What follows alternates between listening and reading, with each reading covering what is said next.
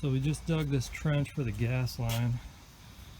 I'm going to end up coming out here from down in the crawl space, and this trench looks really similar to the one we dug for the electrical conduit.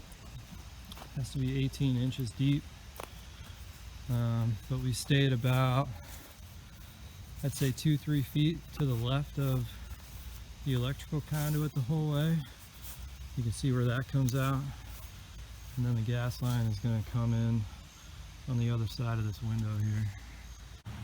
So I've got my poly flexible gas line here, and I've got my 2 risers. So this is going to get buried in the ground in my trench. These 2 couplers are going to connect the risers to the poly and then convert it to metal where it comes out of the ground. So this gas line actually didn't want to uncoil and flex at all. It wanted to stay rolled up, so I left it out for a couple days, like straightened out, so it would maybe lay a little better in the trench here. But now it's been raining all week, so I've got to come and dig a little bit back out of my trench.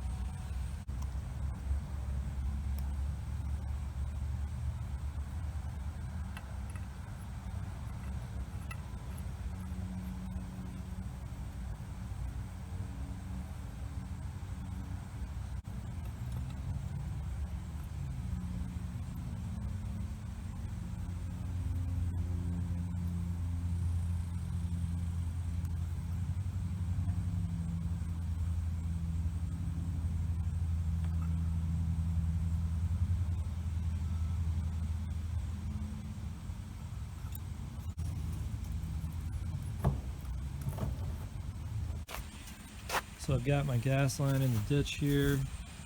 It doesn't lay perfectly flat, but I think it's good enough. And then I got my elbows going into the house and into the shop. And then I got my tracer wire here, so I put that wire in there because the gas line is plastic. And if I ever want to have, like in the future, if I ever want Miss Dig to be able to find it, they need a wire in there to be able to trace it. So I've got my test gauge on here. The other side of this line in the crawl space is just capped off. The inspector wants me to test it with 10 psi. So I've got my air compressor regulated way down so I don't immediately blow this out. Let's see what happens.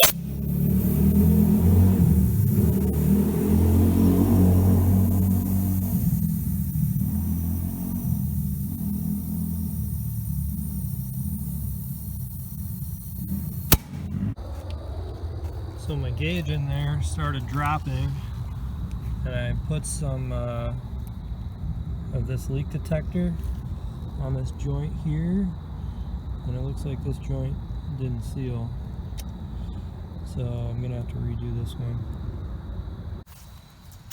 So I ended up with leaks on both ends. I had to come up and redo this joint as well.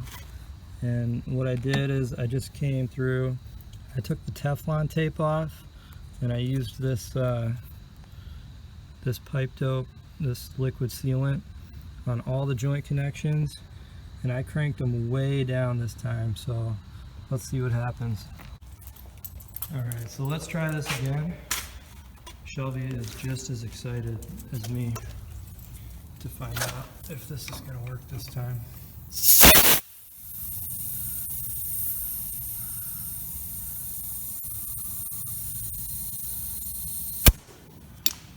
Alright, we'll let it sit there for a while. So this time I've got a leak on this guy, and I didn't check those the first time around because I thought all my leaks were on the pipes.